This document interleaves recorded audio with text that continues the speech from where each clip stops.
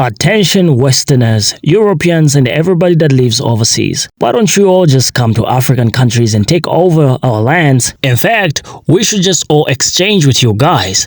You can come and live where we live while we're gonna abide in your places. Hey there, welcome to our channel. Now if you're confused, we're talking about Westerners, Europeans and palm colors getting upset because Africans and black people are migrating to their lands. They're getting upset, but when they were doing colonization and coming to take over our countries, nobody said anything. In fact, we live by their rules and are governed by their systems. Why don't we all just exchange for a change? You guys can continue taking our resources while we just keep it hush hush. In exchange, I need a free visa and a whole year of living wherever I want for free. Until I find me a new job, that is. Because if you're using our resources for free to build up your places, don't you think it's only right for me to come and see what you've done with the place? Now, before this conversation gets any more awkward, take a look at this video and leave your thoughts in the comment section, and I'll be right back for a breakdown discussion.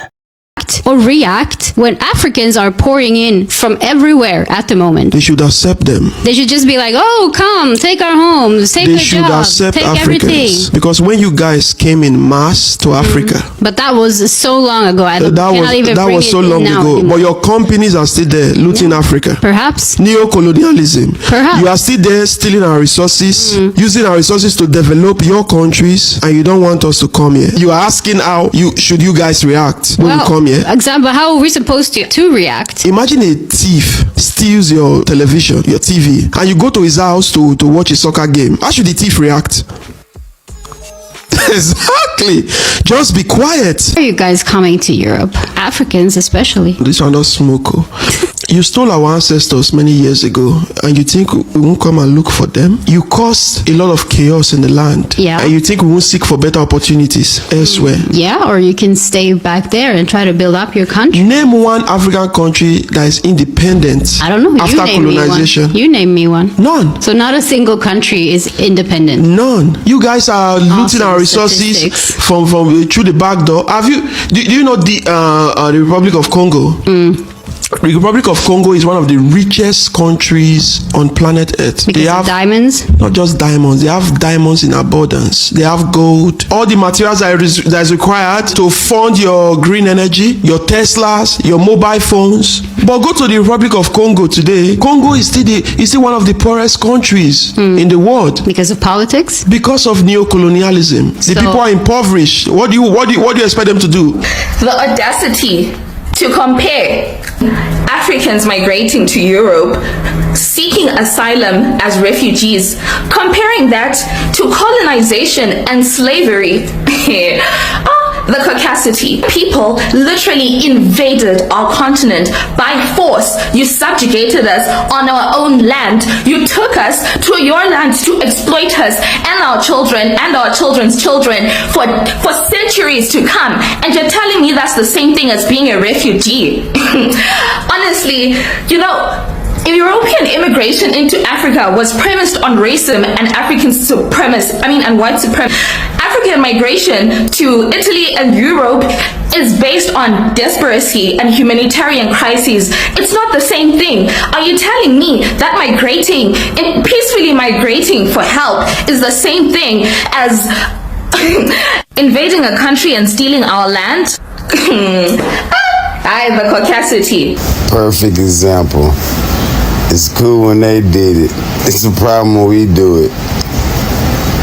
They're afraid that we're going to take their stuff and take their homes. Y'all did it. We won't take anything. We will build with whatever we with. But not like y'all. She said that was so long ago. We're not bringing it up right now. Boy, entitlement.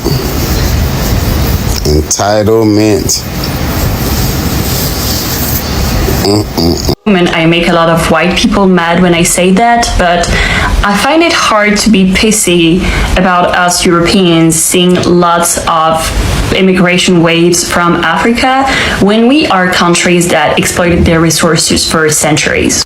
Like, I'm French, In France, rape is very like casual. You have a lot of people who like are shamelessly racist. A lot of white people.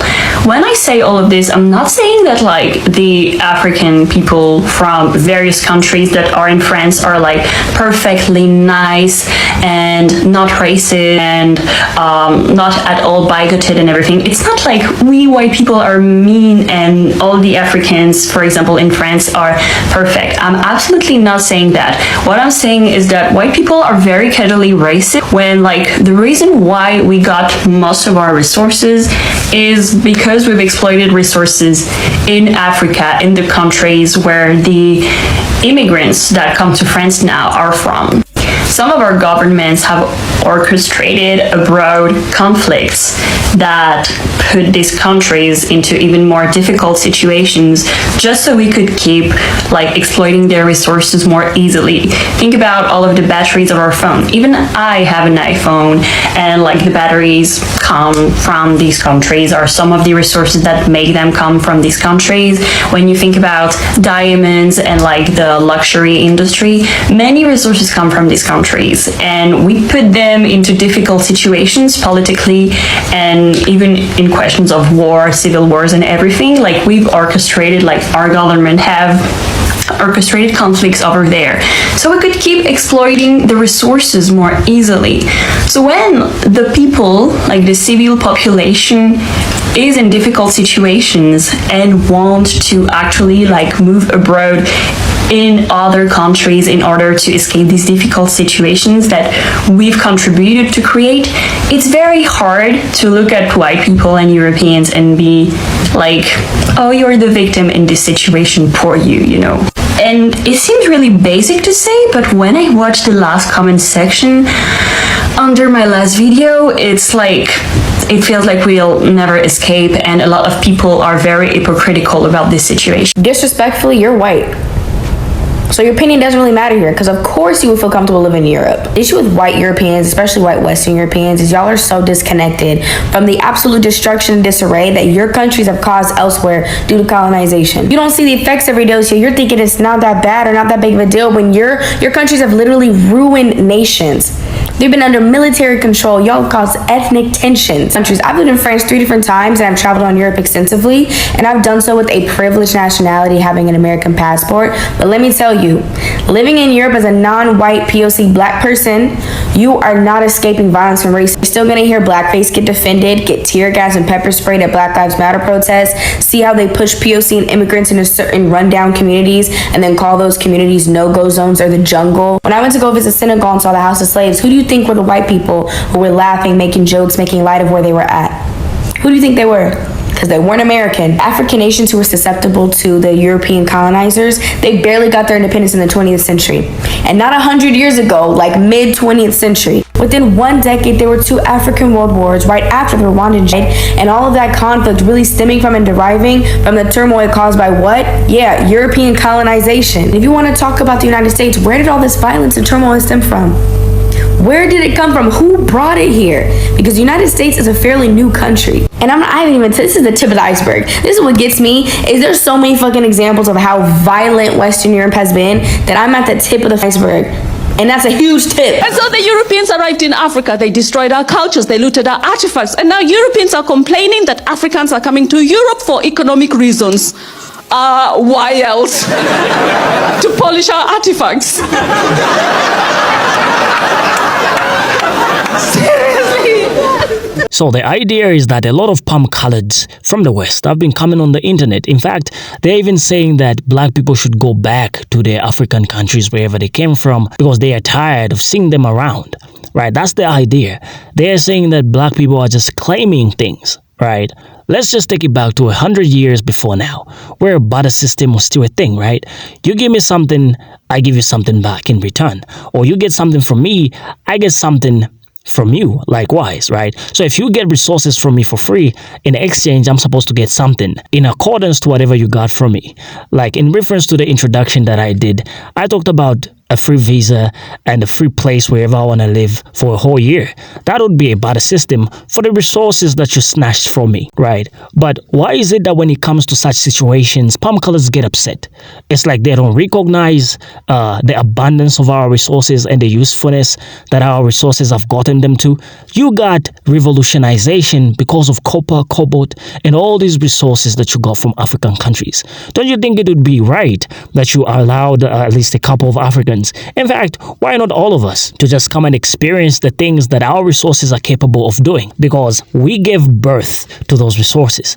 Our lands or our countries gave birth to those resources, and we've never seen what those resources are pretty much capable of, because some people, for some reasons, won't allow us to create our own refining machineries. They always want us to depend on them for refining our own copper, cobalt, and all these resources. So why don't we just come there and see what our resources are capable of doing? That is the only thing that an African ever asked. In fact, I want to talk to you about the impact of media representation on African migration to the West, right? Because everything that we see in the West has influenced us to become fashionably enabled and to become technologically advanced or enabled as we are, because we do what we see. Right? Monkey see, monkey do. So in recent years, there has been a notable increase in the migration of African people to the Western countries, driven by perception of better opportunities and a higher quality of life. And don't blame me, I only act the way I act because of what I see in media representation. This phenomenon can be largely attributed to the portrayal of Western societies in media as its influence on shaping aspirations and perceptions. Now, Africa, a continent rich in culture and resources, has historically faced economic challenges and political instability in various regions. The portrayal of these challenges in international media often highlights poverty, conflict, and underdevelopment, painting a stark contrast to the portrayal of Western countries. Western media, including movies, television shows, and advertisements, frequently depict a life of prosperity, technological advancement, and social stability. Now, this stark contrast creates a narrative that suggests that the West holds the key to a better life. So, if you're getting what I'm saying, we're talking about I see a better life in the West because of the movie that I've watched. And in that same movie, they are showing Africa as the worst place, right? And I look at myself and I'm in Africa right now. As a human, we are always programmed to seek greener pastures, right? So as I grow up and as I find resources or money to be able to travel to any country I want, the first thing that's going to come to mind is that better place, because everybody is looking for a safe haven, right? One significant aspect of this narrative is the perception of abundant opportunities in Western countries. Media representations often showcase stories of success, wealth, and inclusivity in Western societies, creating an illusion of endless possibilities for personal and professional growth. This imagery, coupled with the pervasive influence of globalization, creates a desire among many Africans to seek out these perceived opportunities abroad. I was watching a Nigerian movie once, and this guy from the village says, "Dad, I want to travel to America and come back a billionaire," right? And a lot of people in the village criticized him and didn't believe him. And one day he found the money and gathered it. He borrowed from friends and neighbors and relatives and all that. Then he managed to travel to the US. And after 5 to 7 years, he came back a rich folk. And I've seen this narrative in a lot of movies in Nigeria and all over Africa. So what I'm trying to say is, growing up when we watched such a movie, we created a desire in ourselves to travel to America and the West and come back rich. That's exactly what Africans are doing. They want to come that side because they've seen in a movie or a show that that side presents better opportunities than where they are. Furthermore, historical factors play a crucial role in shaping these aspirations. Centuries of colonialism and imperialism have left lasting impacts on African societies, including the extraction of resources and the imposition of foreign cultures and ideologies, the whitewashing of history, where the achievements and contributions of African civilizations are often overshadowed or omitted. This has contributed to a skewed perception of Africa's potential and capabilities. Meanwhile, artifacts and cultural treasures that were taken during colonial periods now reside in Western museums, further perpetuating a narrative of Western superiority and African inferiority, right? We're talking about load shedding, we're talking about poverty, we're talking about the worst life you can ever think of. So we want to come that side. Most Africans just want to travel that side because they faced one of the worst or harshest lives currently where they live. So they want to come that side because they don't want to experience load shedding. They don't want to experience poverty. They just want to experience whatever they've seen in movies and the stories they've heard from history. Now, you shouldn't blame them for that. You should blame yourselves because you are the better storytellers, and because we've listened to your narratives and your stories, we've been driven and brainwashed to think that that place is better than here. The implications of these historical and media-driven narratives are profound.